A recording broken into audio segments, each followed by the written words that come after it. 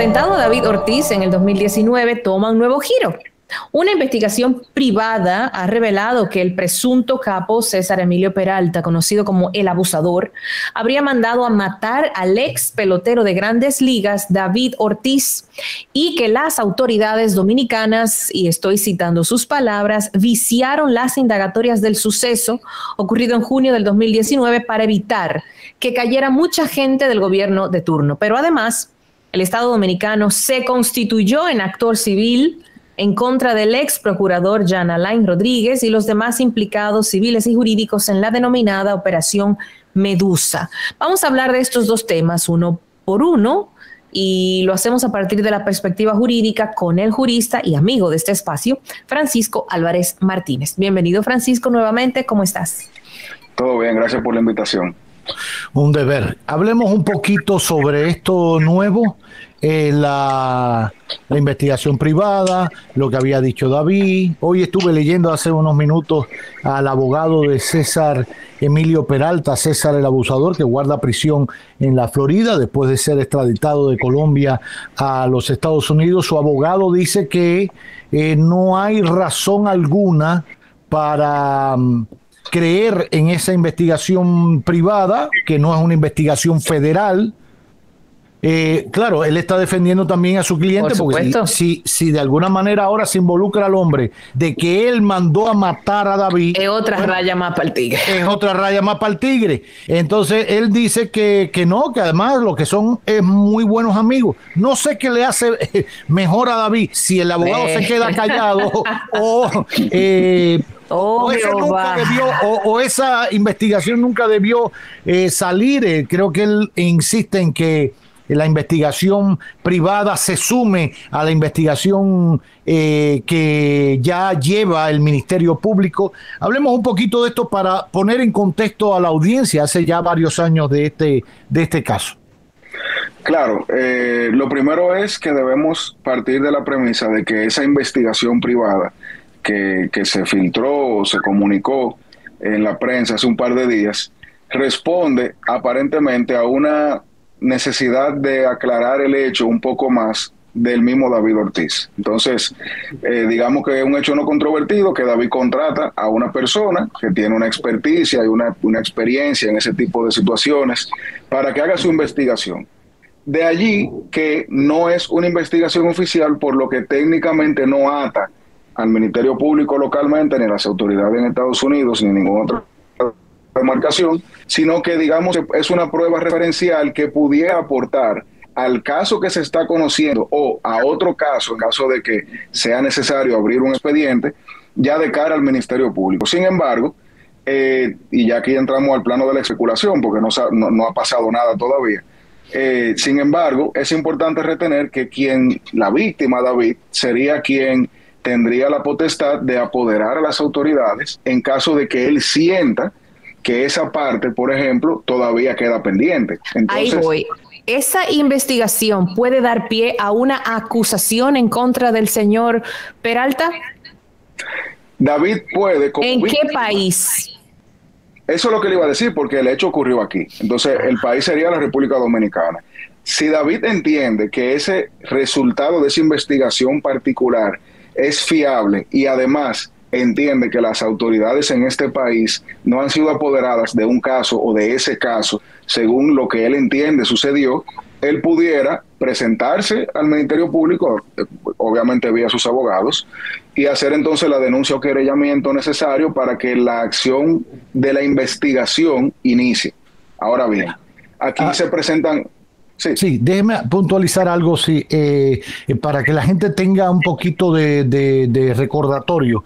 Cuando se dio la situación con este caso, al final se determinó que el atentado no era contra David Ortiz, que a él se le había pegado la bala porque el blanco de la acción criminal era otra persona, que lo habían confundido, que si la camisa, que si no sé qué.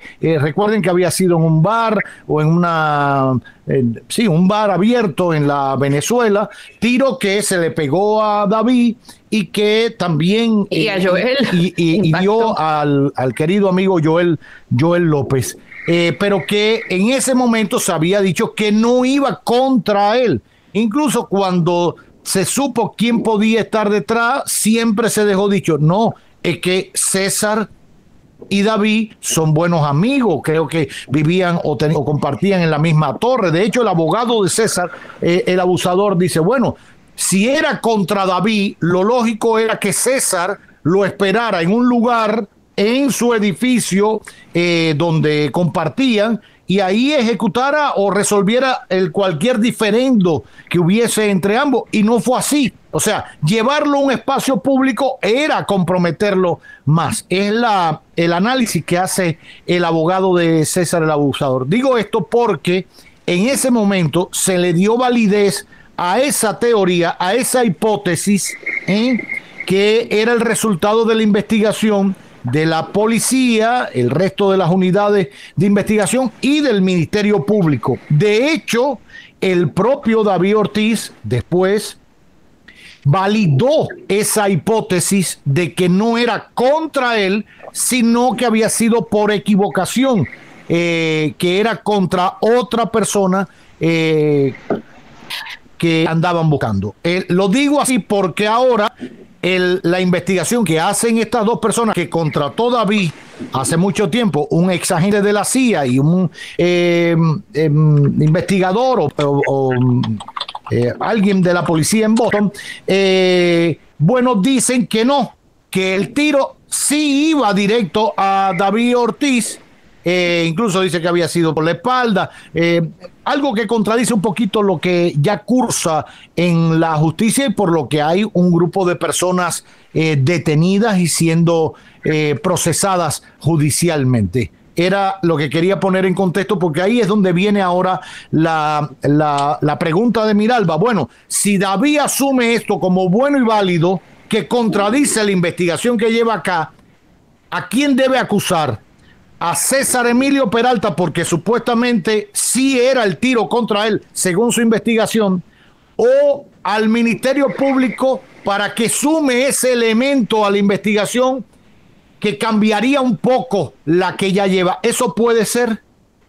Sí, en ese caso, David debería ser el motor de la nueva, entre comillas, investigación, porque ya el Ministerio Público ha expuesto y tiene en curso su teoría del caso, y su teoría del caso no incluye un atentado directo entre César Emilio Peralta y David Ortiz, sino que, como hablamos ahorita, fue una confusión. Entonces, partiendo de esa premisa, David Ortiz, que es la víctima, tiene dentro de su capacidad, dentro de sus derechos, la posibilidad de ir vía sus abogados o junto a sus abogados a la autoridad competente, Ministerio Público, y hacer una denuncia o querellamiento formal donde deposite o presente las pruebas que a él le permiten tener como indicio que realmente no fue un error, sino que lo mandaron a matar.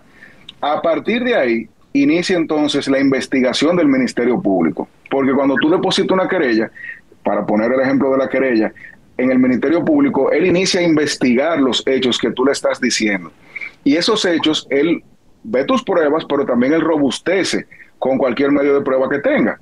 Y en este caso, donde tú le estás diciendo al Ministerio Público, mira, pasó aquello, yo tengo aquí la prueba, investiga, el Ministerio Público pudiera investigar y decirle, por ejemplo, no, pero es que ya esto se está juzgando, nosotros ya investigamos y nosotros lo que encontramos fue que fulano de tal mandó a matar a fulano de tal, no a ti.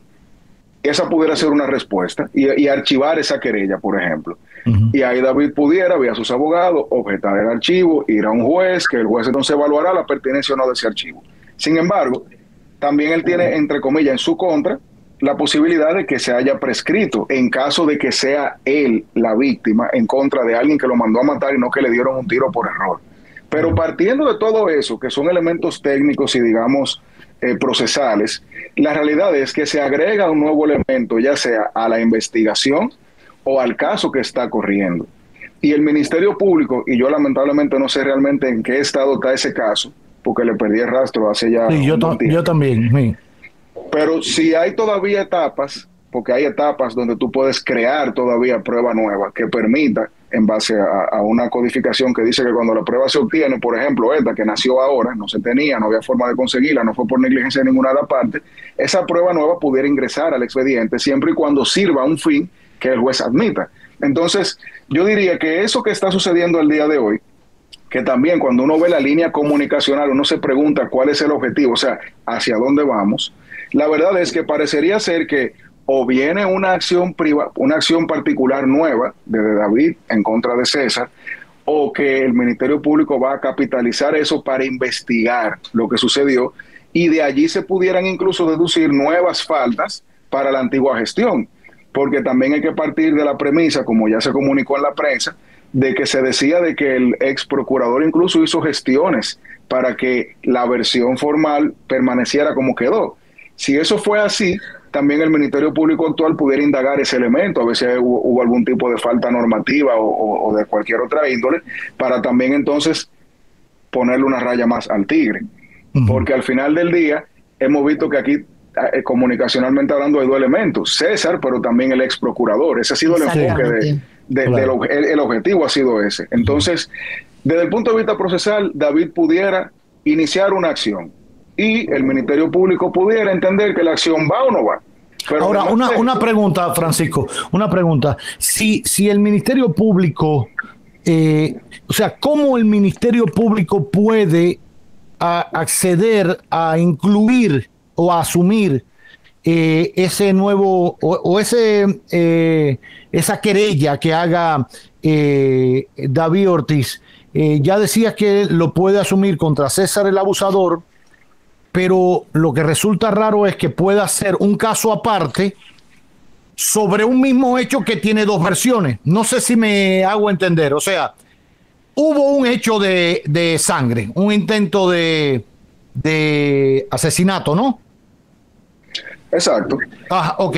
Hubo un intento y que en una etapa de la investigación se dijo que era contra fulano de tal, un grupo de gente que César el abusador había pagado para que mataran, y que por accidente se le pegó el tiro a David y a Joel López. Bien, esa es una teoría. Ahora surge de una investigación privada, porque siempre hay que poner los elementos. La otra es una investigación del Ministerio Público de la República Dominicana, le guste a quien le guste y pésele a quien le pese, que dice que no, que el tiro sí era para David por diferencias con César el abusador. Por cierto, nunca se menciona en el periódico que cita la investigación cuáles eran las diferencias entre César y David, por una menta, por un barco, por un apartamento. Se hablaba de una alegada envidia.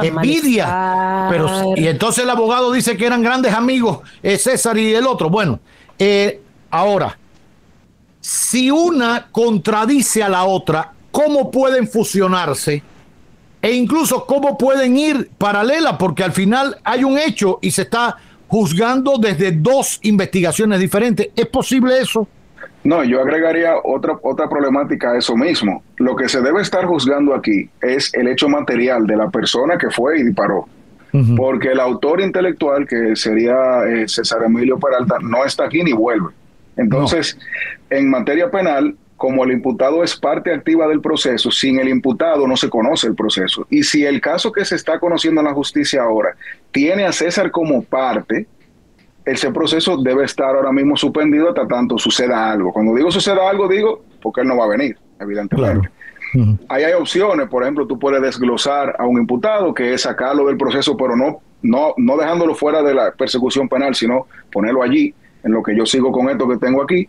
Pero eso viene con una serie de problemas, porque si tú quitas, por ejemplo, al que dio la orden y nada más deja lo que le ejecutaron, pues el caso se puede poner un poco complicado desde el punto de vista probatorio. Sin embargo, ante este escenario, y por eso yo retomo lo que dije ahorita, de que cuál sería el objetivo de una campaña de este tipo. Cuando digo campaña me refiero a la comunicación de la noticia, porque parecería ser que aunque no vaya a prosperar porque el imputado no está aquí, parecería ser que se está tratando de reivindicar de alguna forma lo que anteriormente se había dicho de una forma con otra. Y esa versión para mí al final no va a tener un impacto real, ni siquiera en el caso que se está conociendo, ni tampoco en el que se pudiera conocer. Porque en ambos escenarios el autor intelectual no vuelve al país, ni va a ser juzgado aquí.